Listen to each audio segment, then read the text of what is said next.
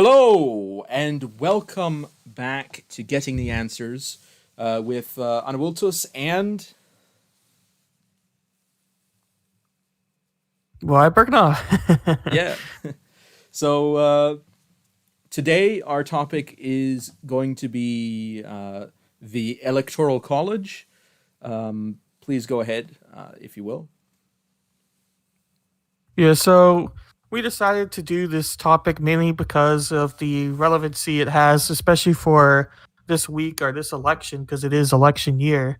But through my research that I've done with it before today's stream and really just general knowledge, the Electoral College has always been something that's kind of been debated, even really from its start, because a lot of people argue that the creation from the start was to you could say either suppress votes or get more people on their side, depending on like what view you take. But the electoral college has been debated for a very long time, and even at one point in the House was voted to go the popular vote, but it never ended up getting passed through the Senate. So there's been several times where the electoral college has been kind of debated. So I learned that in my general research before today's stream. So I found that rather interesting because our last two elections with now Donald Trump and really Hillary Clinton and then Ross Perot versus was it George Bush? Yeah, their election was You also mean Bush highly v. Gore? contested. Yeah, Bush v. Gore. Yes, yes, Yeah, yes. not Ross Perot. Their That's a election different were election. also. Oh yeah. Ross Perot is different. Yes, you're right. You're right. Yes, but I remember that there were also debating a large part of if the electoral college is something that should be kept or if it should be moved to a more general popular vote. So it's been a topic that has been contested for a while now. So that's kind of the background information I gained when going into today's particular discussion of the electoral college. Yeah. And I'd like to add a little disclaimer just in case anybody from YouTube is watching. Today, we're talking about the Electoral College in a general sense and the history of it and how it works. We're not talking about the exact course of the current election because I know that YouTube has been taking down videos that have been talking about questions concerning the recent election. And I think that that's quite unfortunate that that's happening. I don't think that they should have done that, but I just like to emphasize that that's not what we're talking about today. Yes, for Yeah, sure. we're talking about the function of the electoral college. Right. So I guess I could ask a general question, more of the history of the formation of the Electoral College, because I've read the articles you sent me earlier and some other articles about kind of the history of the Electoral College and creation of the actual Electoral College itself. And really, it seems like it was created more to keep peace with everybody. Even though I have heard arguments that the Electoral College from its very start was created to prevent like slaves from voting. So I don't know if both are true in this case, or if you think one's kind of more stronger than the other, or kind of your opinions on that perspective.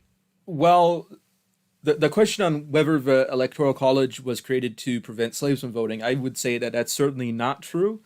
Now, of course, slaves couldn't vote anyway under various laws, so I don't think it's the electoral college that has anything to do with that. Um, Now, of course, we did have a constitutional amendment later on that allowed former slaves the right to vote. But I will say that the Electoral College doesn't have very much to do with slavery. If you want to talk about the Constitutional Convention and slavery, you've got the Three Fifths Compromise, which actually does address the issue of slavery from the perspective of the Constitutional Convention. But in regards as to the purpose of the Electoral College, I believe it was in, correct me if I'm wrong here, one of the Federalist Papers. It's, I believe, Federalist 68, in which Alexander Hamilton, writing under the pseudonym Publius, gives his reasons for why the Electoral College is the way it is. And in that, he does talk about the idea of preventing conflict between the states by having it be a process where the states vote separately from each other. So that is an accurate representation of that matter in that sense. Although there's a bunch of other reasons that he gives for it, and then there's a response in Anti-Federalist 72, which opposes his position on that. Right. Yeah, because it seems like from the creation of the Electoral College to now, they're kind of trying to cover the same problem. I would say that today's problem people have with the Electoral College may be a little bit more of a bigger problem because there's just so much more people. But what I mean by that is a lot of what I've understood from the Electoral College was it was made to give a more even playing ground across all of the states, and especially now of all of the states, give so that the majority people get the vote. So in other words, cities don't determine who becomes president, but rather the American people determine who becomes president. So I think that was why it was kind of created from their point, but they obviously had a very different style of life Yeah. than what we have Well, I'll, now I'll in a say that large part that's of ways. not what Alexander Hamilton writes is his reason. Because Hmm. one of the things that he considered very important in Federalist 68 was the separation of the elected officials in Congress from the electors for the presidency in order to prevent the interests of the congressmen influencing the presidency in a direct sense. So his idea was regarding the electoral college was that the electors would be elected in a similar way to how the representatives and the senators are elected in Congress, and that then they would gather together in each state and deliberate and debate, and then after that, they would vote. The votes would be certified and sealed and sent to Congress and counted. At which point, then the new president would be selected based on that. Now, I think that the way that the Electoral College works today is very different from how Alexander Hamilton had intended for it to work. And that's largely Hmm. because, in order to safeguard the rights of states, the decision on how to appoint the electors was given to the states. So the states ended up going against the vision of the founding fathers for the Electoral College. And I think that the direction in which the states moved in regards to the way they managed the Electoral College is, in my view, a negative development from how the Electoral College was originally meant to be used. I'm not saying that it's legally meant to be used that way, because the states do have a right not to use it the way that the founding fathers meant to use it. But I think that the way in which the founding fathers had imagined that it would be used is better in the way than it is being used by the states. Right. Yeah, I've heard that argument for sure. And I've also heard arguments of people claiming that even from the very start, the Electoral College was something that was not a very good idea. And they argue from the perspective that I kind of already mentioned before, but that it was made to prevent, slaves from voting or make it much harder in the future. I've heard those claims, and I'm kind of with you on that claim itself because I think you maybe later after the founding fathers there was people who took advantage of the electoral college for their own perspective. Because a lot of times you hear quotes of Republican senators or Southern senators saying that they used the electoral college basically to their advantage to prevent ignorance from voting, for lack of better words. So I do think that that maybe was used in the future, but I would argue that that wasn't the motive of creation for the Well, electoral I college. think the problem of so-called low information voters is a real and a legitimate concern. And the advantage that the electoral college has in that sense, or that it's supposed to have, is that people that are trusted by the people can gather together and actually have a small enough group in order to actually debate the issue at hand, which is selecting the president, without having to make broad popular appeals. So, in that sense, originally electors were supposed to, or at least intended, to vote based on their own discretion, and the voting that would be involved, that at the popular level, would not be to vote for an elector that committed himself to a particular presidential candidate, but to rather vote for an elector that was himself committed to making good decisions. So I agree with the Federalist position that expanding the vote to a large popular level would actually decrease the quality of the election. Because the reasons why we have representatives in our country to represent the people is not to represent the will of the people, but to represent the interests of the people. Because if we wanted to represent the will of the people, we could simply have a direct democracy. But there's an important distinction between the will of the people, which is what the people want on a policy standpoint, and the interests of the people, which is what is beneficial to the people, or what will actually help the people achieve the goals that they want to achieve. And the fact is Mhm. that, especially when you get into deeper political matters and into foreign policy, that the will of a people and the interests of the people can very frequently be in conflict. And because of that, it makes sense to have people that are trusted, people that are trusted above the average man, to actually make decisions on behalf of others in regarding to this issue, because otherwise the voices of people that are informed would be drowned out by the voices of people that are uninformed. And that's a common Right. problem that I see happening. And a problem that I think has invaded the Electoral College, even because the way the Electoral College currently works in most states is that you have a popular vote in the state, and then based on the popular vote in each state, the states then select their electors, and the electors don't get together and deliberate and discuss and debate.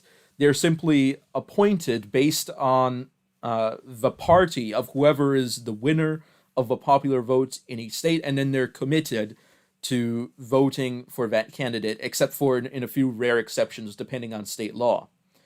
So I think that system actually puts the decision making in the hands of fewer people, even though more people are voting, because it essentially puts the decision down to the party leaderships of the major parties rather than qualified decision makers, which is how it's supposed to work. Right. Gotcha. Yeah. That kind of brings to one of the perspectives I hear a lot. Like, if you take the more like general debate approach to the general election, there's a lot of times on the con side against the electoral college, you hear that popular vote is what should matter the most. And I think you were kind of addressing your opinion already on the popular vote, what you just said. But I don't know if you have anything else to add. Yeah, But I well, would argue that. Well, no, go on. yeah. As I was saying, the average person, in my view, doesn't know enough about foreign policy to vote for someone who is very important in how foreign policy operates, because the president appoints the secretary of state and all the ambassadors. So foreign policy is extremely important for the presidency, but unfortunately, the average person doesn't really know enough about foreign policy, in my view, to make a qualified decision on that, or about the Right. military and intelligence, because in diplomacy and military intelligence, there's a lot of confidentiality. So, because a lot of things are happening in secret, and they have to happen in secret for national security reasons, it's actually, in my view, very difficult for a system to work based on a popular vote if things have to be kept secret. So it makes more sense to have people that are more well read in what's happening and are, you could say, uh, intellectual insiders, not meaning insiders in a particular system, but rather people that are clued in to the patterns of behavior in those events.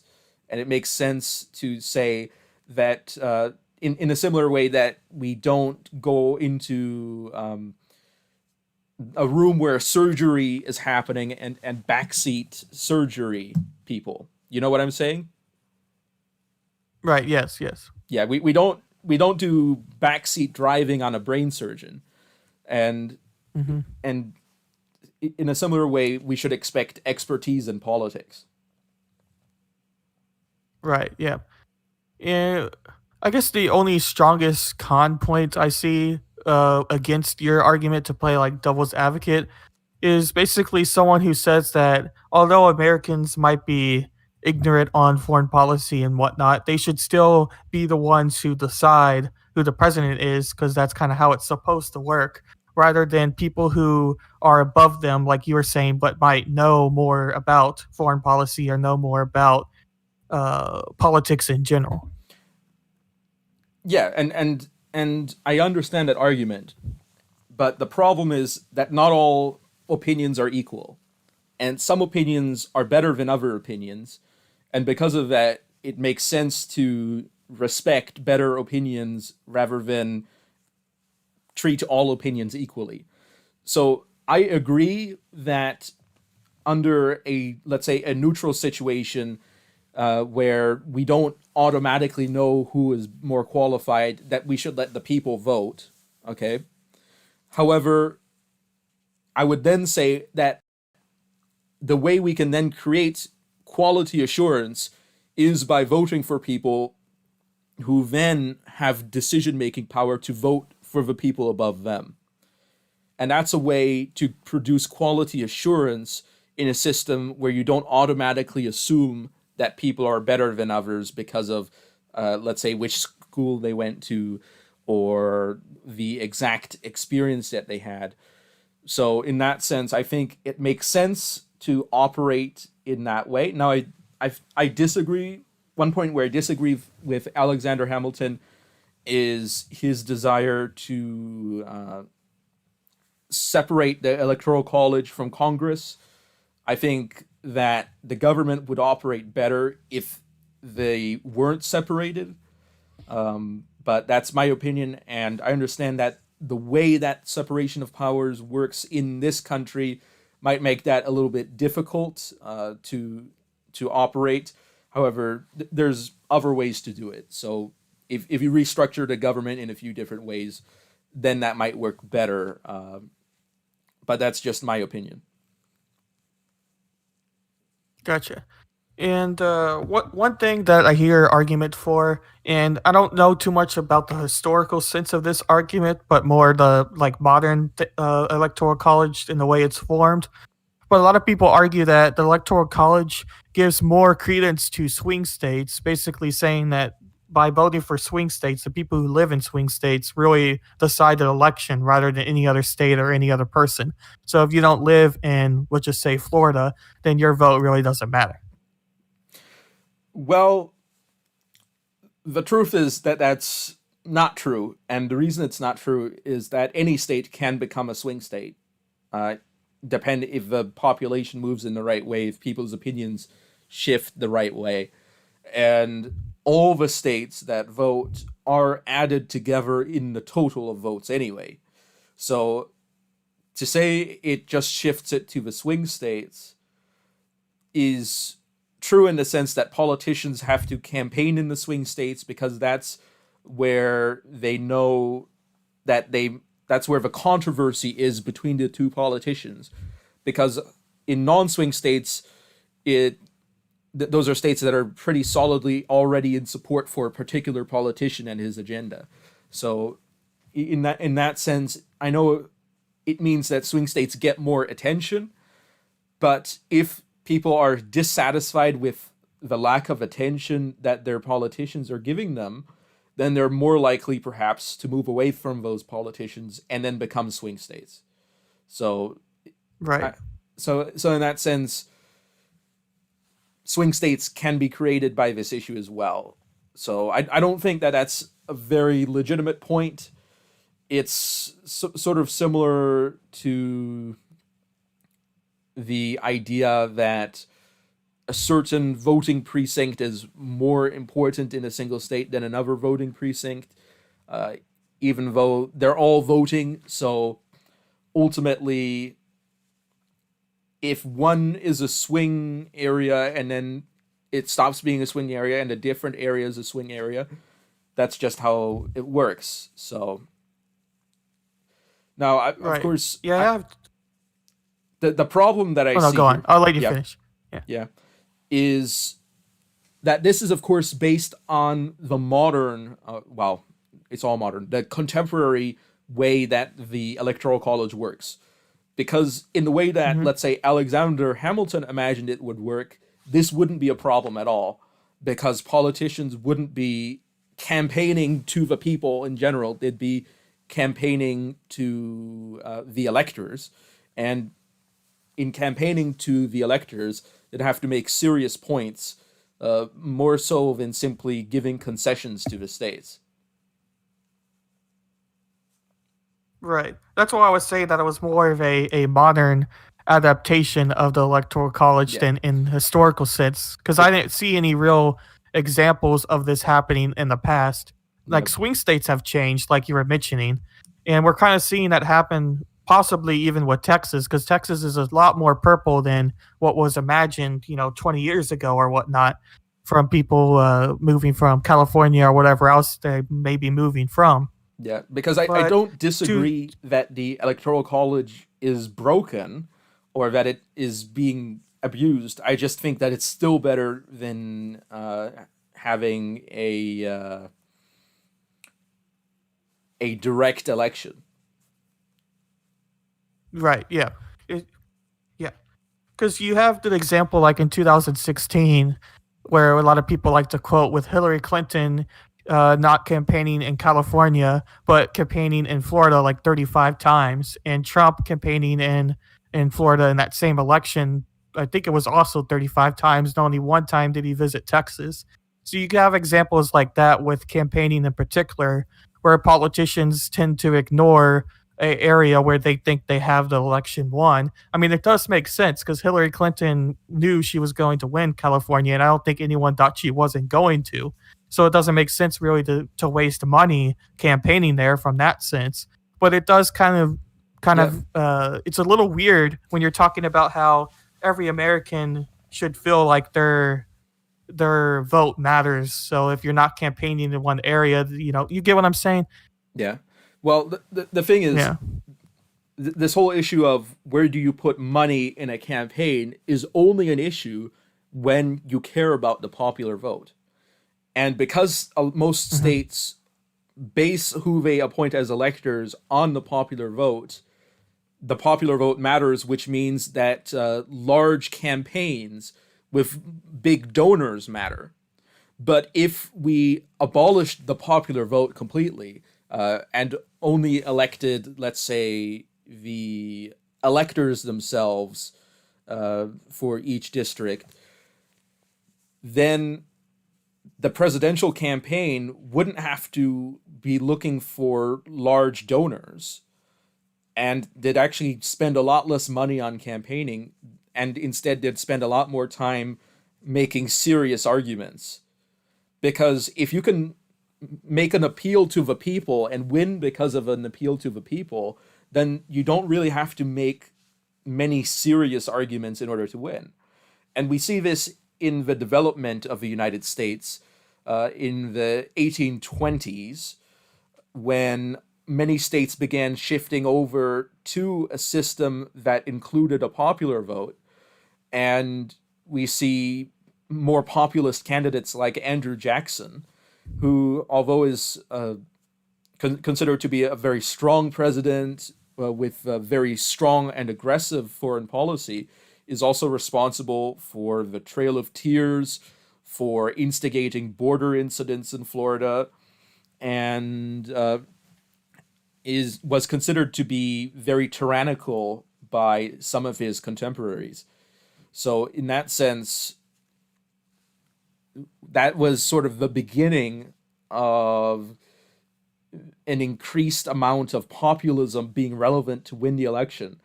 And I think that that has reduced the quality of our elections. I think that elections before that were of a much higher quality, even if the presidents sometimes made some mistakes. You could never say that the president before that won because of broad popular appeal as opposed to making serious arguments. So, in that Hmm. sense, although it that's not the bottom of it, because Andrew Jackson did make serious arguments and he did have policies, but as it has developed, as the popular vote has become more important over time, we see a degradation in the quality of our elections. That's my point there. Yeah, for sure. And you kind of see, and not to or not to debate against the election results happening now, but you see a lot of people arguing the same approach with Joe Biden, saying that he gained, 80 million or whatever it was, the number, and and yet he didn't really campaign very much. So that, kind of to quote with that whole thing, but I don't want to spend too much time on just the last election and modern electoral college history. Um, One of the questions I had for the past that I couldn't necessarily find an answer to, but I thought you might know or maybe have a general idea about was I hear claims about how mainly Republican senators and such were using the Electoral College to their advantage. And I saw some examples, like I've mentioned before, with like lack of slave voting, but I couldn't really find any like hard examples of that claim. So I don't know if you know of any examples of it or. Well, if we're talking about slavery, okay, slavery happened largely in the South at a time period when the Republicans were the anti-slavery party. So, in that sense, I Mhm. don't see how that makes sense if we're talking about pre-Civil War. That doesn't make sense at all. Now, if we're talking about if we're talking about African Americans after slavery, as in during the period of the Solid South and Jim Crow laws, we see that statistically speaking, during most of that time period, until relatively recently, most representatives from the South were from the Democratic Party.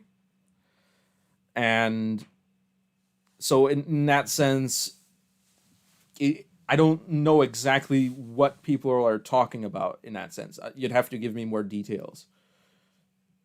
Yeah, more exact quotes. It was from a video I watched, and I'm trying to remember the senator's name. I might be able to go to it, and we could talk about another topic, and I can find the exact person's name, Because to my what they knowledge, mentioned. But the Republicans have always been free soilers, and the radical wing has been abolitionist. So at least early on, and then after that, during the Reconstruction, they were not as in support of Jim Crow or the KKK as the Democrats during that time period. So it's only later on that general allegiance in the South started shifting towards the Republicans. And a lot of people say that it was during the Goldwater campaign for president with his position on states' rights and opposing the Civil Rights Act. Although I will say that if anyone has a chance to see The Prosecutor, another YouTube channel, he talks pretty well about the Civil Rights Act and its impacts, and it's not all beneficial, in fact, to African Americans. So, however, I will say that even though sovereign states more frequently at that time voted red for the presidency, during that time period, the representatives were still mostly Democrats. So, in that sense, even in the very end of Jim Crow, it was still a Democrat area. So I don't exactly know what you're talking about. Yeah, I'm trying to find an exact example of where I remember it being mentioned. And But and, just and the reason to so to I what make the distinction between the representatives and the presidency is that the presidency is usually more a compromise vote rather than the representatives, because the representatives operate in smaller jurisdictions and therefore require less compromises to be elected, as opposed to the president, who is elected nationally, which means it's a much bigger compromise for the states. right. And just to where till I can find an exact example, I remember also hearing this claim that it gives realm to rogue electors, is how they called it. And basically, it means that they're unbound to the whole idea is that although the state may have voted for candidate A, the elector doesn't have to choose candidate A because it's not how it works. They could choose whoever they really want to who was on that list. Well, And a lot of that's people how it argue was. that that's not really faithful. Well, Mm-mm. that's how No, it go on. was originally intended to work. Right. That's exactly what Yeah. Alexander Hamilton wanted it to work like. So, in Right. that sense, I think that the idea of winner take all states and the state picking electors only from the winning party in the state is, in my view, something that has decreased the quality of our elections. So, in that sense, I would very much prefer if all electors were voted for individually and directly rather than through a party appointment system. And I think that would much increase the quality of our presidential elections. Right. Uh, this claim I don't really particularly like too much, but it states that the reason the founding fathers created the electoral college is no longer relevant. So they basically argue your claim about Alexander Hamilton and the reason they created it is no longer really relevant to today's time. So at least the electoral college needs to be adjusted to Well, fit today's time. I heard an argument, and it was saying that the Electoral College was a major compromise because they couldn't agree on how exactly to do it. However, according to Alexander Hamilton in Federalist Number 68, let me quote: "The mode of appointment of the Chief Magistrate of the United States is almost the only part of a system of any consequence which has escaped without severe censure, or which has received the slightest remark of approbation from its opponents." What he's saying there is that in his experience, in the experience of Alexander Hamilton, the Electoral College was not a compromise of any major kind, nor was it something that was controversial. So it was something that Right. people did not oppose very strongly. And in that sense, now, of course, this was after people had decided how the president should be, because Alexander Hamilton had wanted the president to be a lifetime position. He wanted that, but uh, he was on the more conservative side, which at the time were the Federalists. But ultimately, people decided that they didn't want that. Right. I guess what is the strongest thing going against the electoral college in your mind? I know you're for it, but what would you say has the strongest argument against it? Now, I would say that a strong argument against the Electoral College, at least as it currently stands, or let's say even as the founders had originally intended, is, and this is an argument against it, but not in favor of a popular vote. This is an argument in favor of something even more complex than the Electoral College, is that as the population grows, the idea of having electors equivalent to the number of members of Congress no longer works as the numbers increase. And for example, let's say one of the smaller states in the US today has more population than the entire United States had in 1790 in the first US Census. So that means that the representation of people then is much greater than it is now, because proportionately, based on population changes, nowadays there are more individual voters per congressman than there are in those days, which means that people are represented less, which also means that the election of the electors is less effective because of the greater number of people involved in the decision making, therefore diluting the debate. So in that sense, it to me it makes sense then to make it a multi-tiered system rather than having a single intermediate level. Also, another argument against it is that the electors being separate in the hierarchy from Congress have the ability to elect a president who can go against the interests of Congress. Whereas if Congress were to elect the president, then that would not be something that is likely to occur. But ultimately, both of these positions are against the idea of a popular vote as well. Uh, but ultimately, I can't think of any good argument against the electoral college that is also in favor of the popular vote that makes sense to me.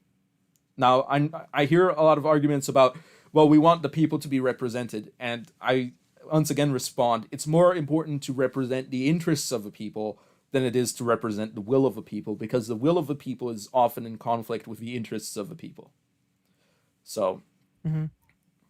Well, I mean, you see that with every election, really. You have a lot of people that vote just by party or vote by one particular viewpoint. Like they don't really necessarily know the deep details of the candidate, such as you were saying, like foreign policy or really policy issues at all, for that matter.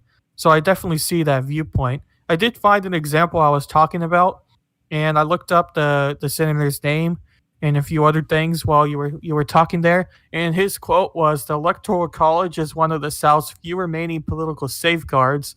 Let's keep it." And this was by Senator James Allen in 1969, and he was from the Democratic Party. okay. So that kind of answers what you were saying Yeah. earlier. Well, the advantage, I don't know exactly what the advantage is in the South, but this is in the 60s, so I think the Southern population was proportionately smaller at that time due to less air conditioning technology. Because air conditioning technology opened up the possibility for a lot more people to live in the South. Well, not the possibility, but the amenability of more people living in the South. So the advantage of the electoral college for small states is that because it's proportional to the members of Congress that a state has, it means that the minimum of two senators per state and one representative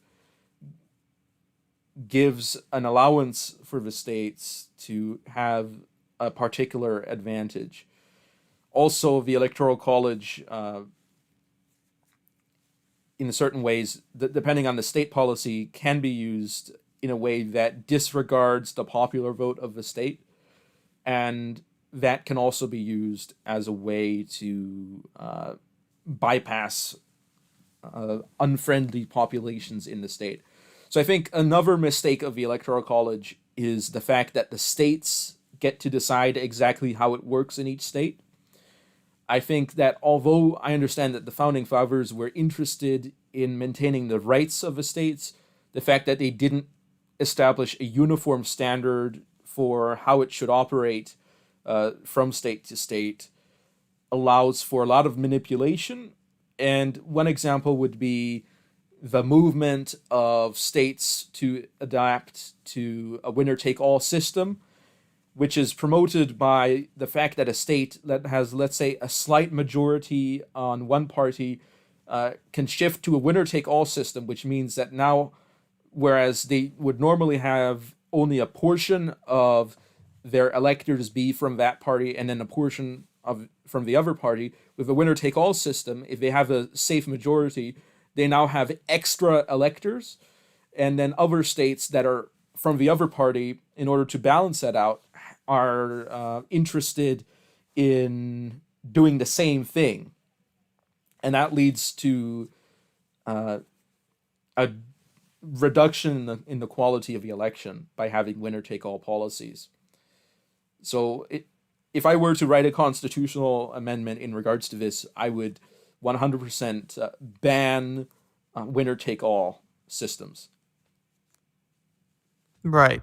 And there's been several debates of recent, especially as the electoral college gets contested against with every election cycle. Really, you have the whole idea of, well, if we need to change how we vote, how should we change it? Because I've heard many people who even have like opposite political opinions as me on most things say that they don't particularly like the popular vote, but rather they like, let's just say, ranked choice voting, and we should go to a ranked choice voting Well, system. ranked choice But voting then is still a who popular vote, but decides? just works differently. No, exactly.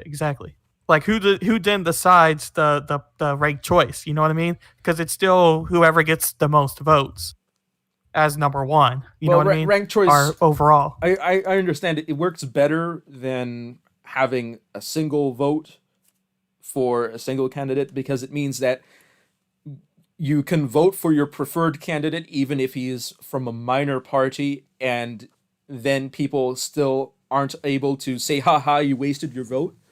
So, because then if that candidate doesn't qualify to make it to the next cycle, your vote automatically switches to another candidate. Now, the problem with ranked choice is, one, on the resource level, you have to really make sure you count the ballots well, because it's a lot easier to mess up on counting the ballots on ranked choice,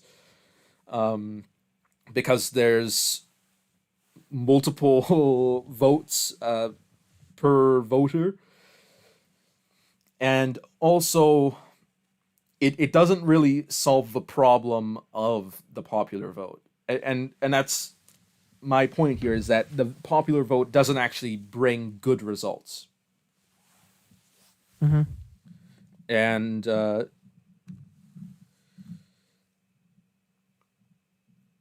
yeah. What do you think of the idea that the Electoral College keeps the two-party system strong? Because we were just kind of talking about that, but I remember reading several articles when they had pro and con points about the Electoral College, that one side effect of the Electoral College is that it doesn't really allow for a third party much of a chance.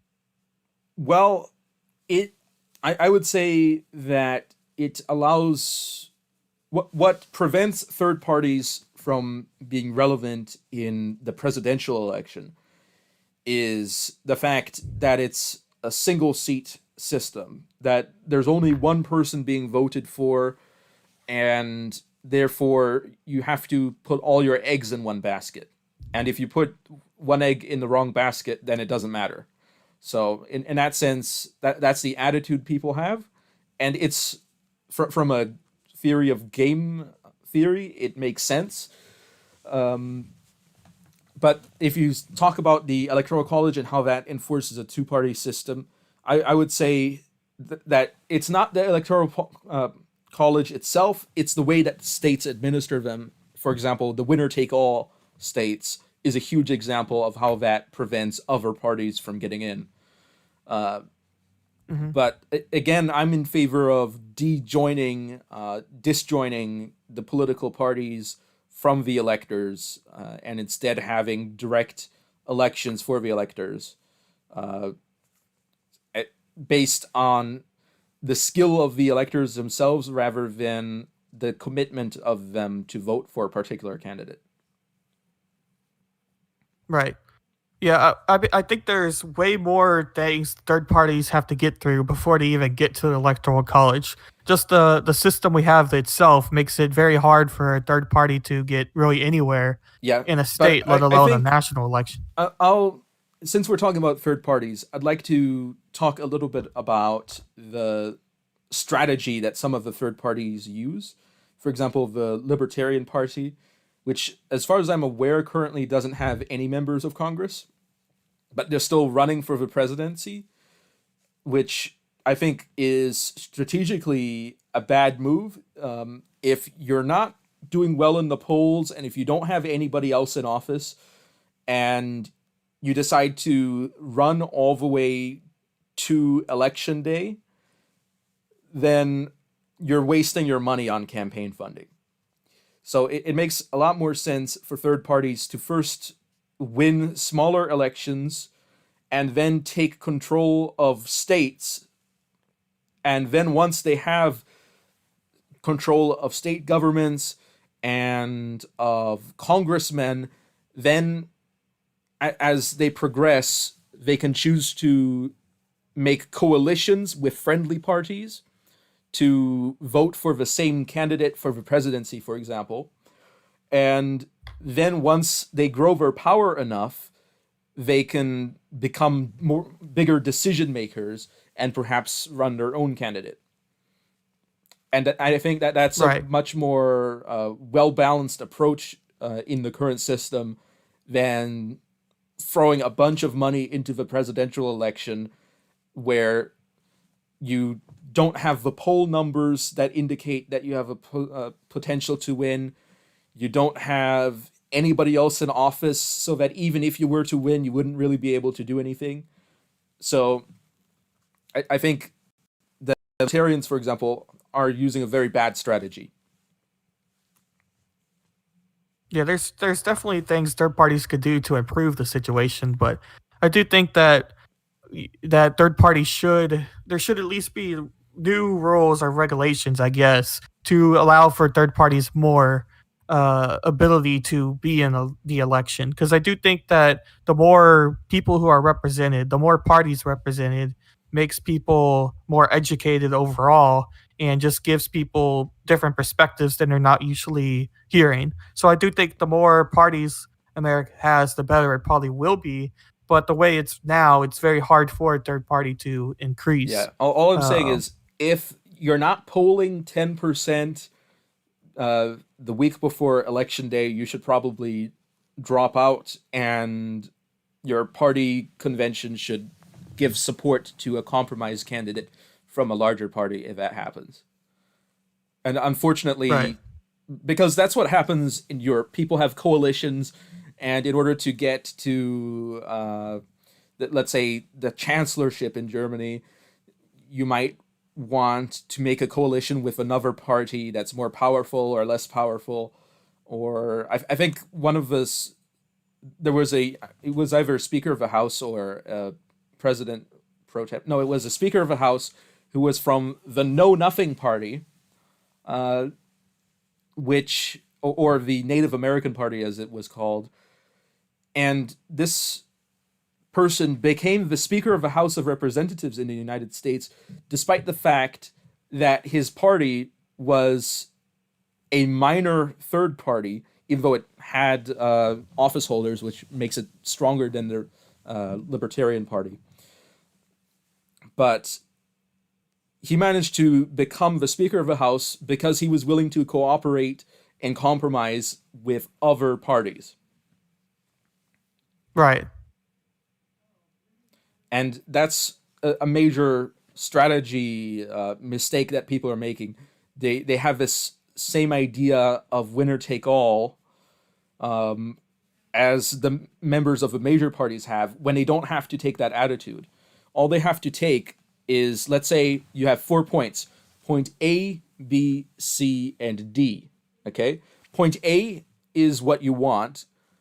Point C is what how things currently are. Point B is one party, and point D is the other major party. So what you want to do is you want to compromise with point B, A and B working together to move C towards B, rather than simply choosing not to cooperate with anyone, and then things might move more towards D, which is what you don't want. But Mhm. it, it gets complicated. But I think there's a lot of strategy that a lot of the minor parties are missing out on. Yeah, they definitely could help themselves out a lot more. That is for sure. I, although we've talked about popular vote a lot, I just remembered one more kind of claim for the popular vote, like pro popular vote, is essentially the turnout rate we have in America for voting is very low. So a lot of people would argue that if you give the option for popular vote to matter, more people would show up to vote in the election. But to argue against that point, I would say that I don't think that's really a smart way to get people to come out and vote. I would rather be for legislation that allows for the day to be off for America, like they do in Australia. Even though Australia has a little bit stricter rule where you have to vote, and if you don't vote, you get fined. I don't know if you could ever do that for America, but at least having the day off or something like that could allow for more turnout. Well, I would say, as I've mentioned a bit before, high voter turnout doesn't increase the quality of an election. If anything, Right. it decreases it. So, in my view, ideally, that's why we have the Electoral College. It's so that we have people that are considered qualified to vote on the election in the first place. Now, that's not how the states run it, which means that the Electoral College is very compromised currently, but that's how it's supposed to be run, according to the founding fathers. So, in that sense, I think that better decisions are made in smaller groups, because in smaller groups you actually have the ability to debate with people, to have direct conversations with your opposition in a more direct way, and to also have everyone in the group be able to communicate with the candidate, which is something that you can't do under a popular vote system with hundreds of millions of people.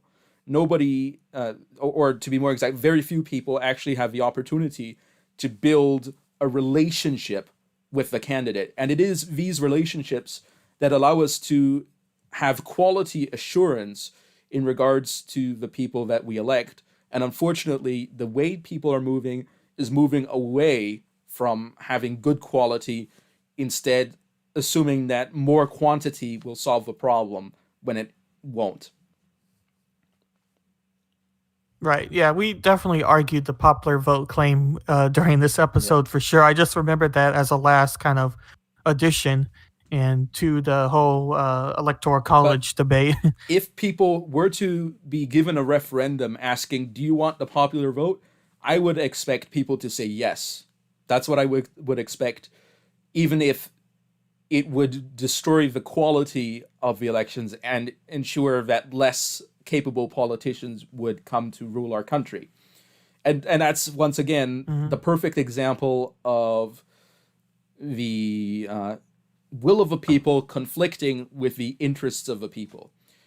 Another example I would say would be this year in Florida, there was a referendum on increasing the minimum wage, and this was happening at a time when, of course, because of the coronavirus, there was a lot of there were a lot of problems with people not having a lot of money. So people imagined that if they could, if a government could force their employers to pay them more money, that they might come out better at the end of this. When in fact, what's going to happen is less people are going to get jobs because of the higher minimum wage. And it's going to be harder for employers to hire people, which means it's going to be harder for employees to make money.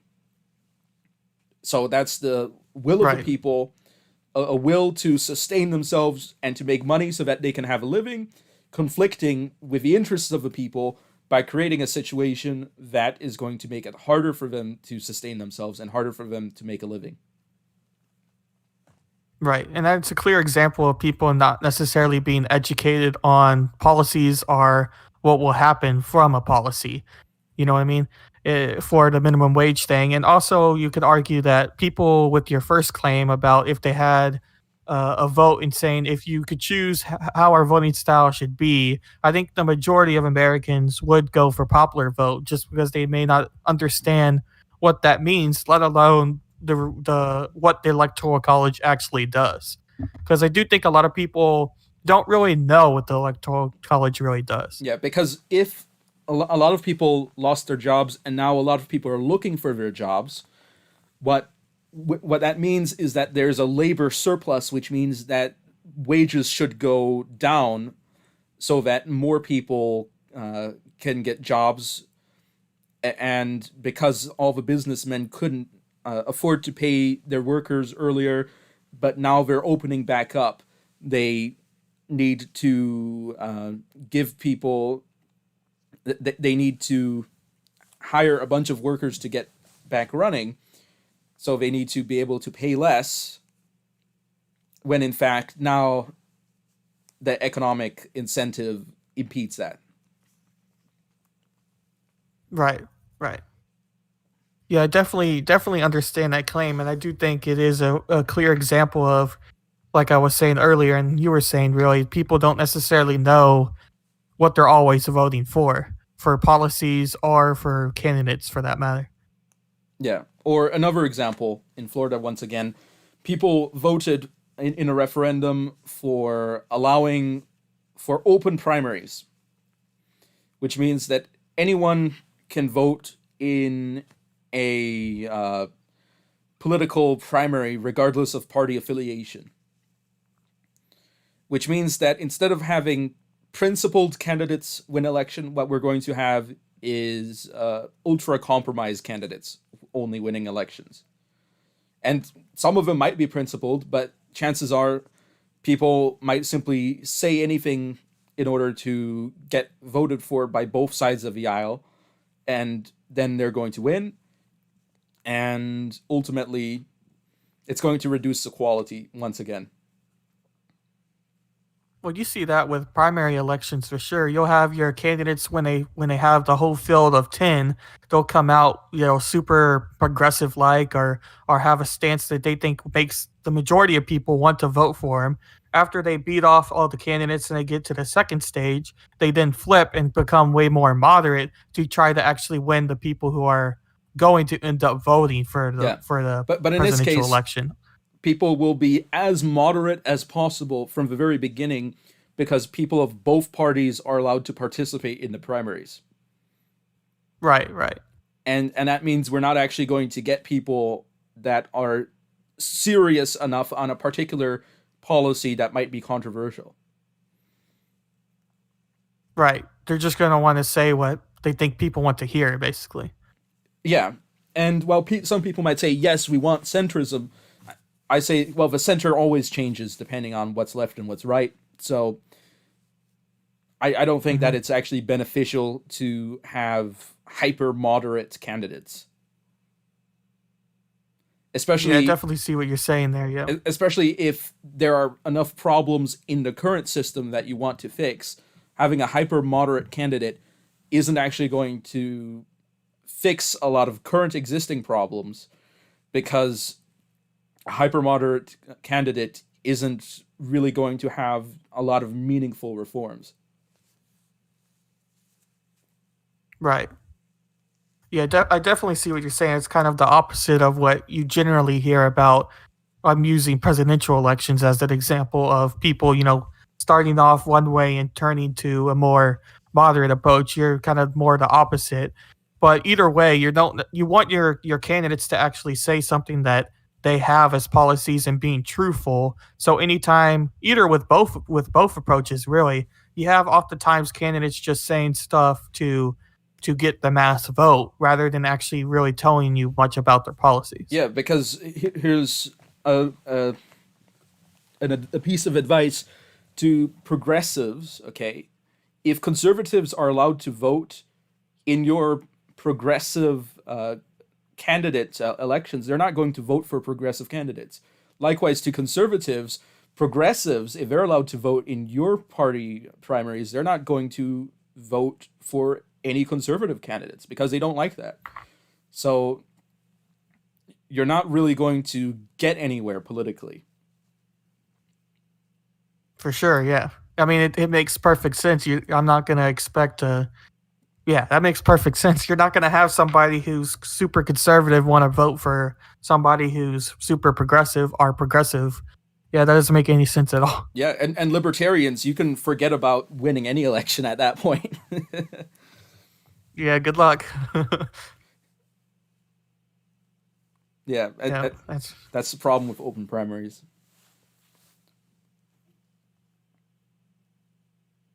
and it's another kind of clear example for why popular vote's kind of a bad idea anyway, too, even at just a individual state level. Well, as I said, one state today can be as big as the whole country was in 1790. Yep. What we need is a system that is adaptable, a system that can grow vertically and horizontally as the country grows, rather than something that's rigid. And then as the country goes, it becomes either bloated or in some other way ineffectual. Hmm. Yeah, definitely.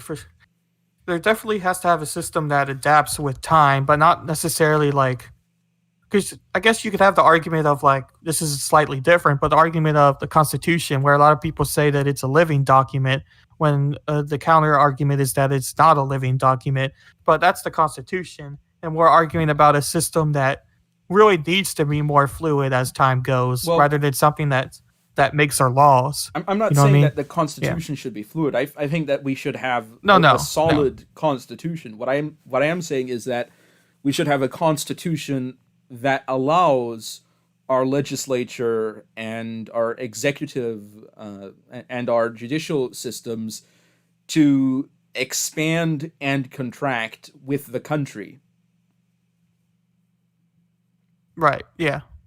And I'm with that Yeah, perspective. That was and probably that's why a bad I'm a example of what coinist, I was but trying to that's say, going but off topic there. yeah, yeah.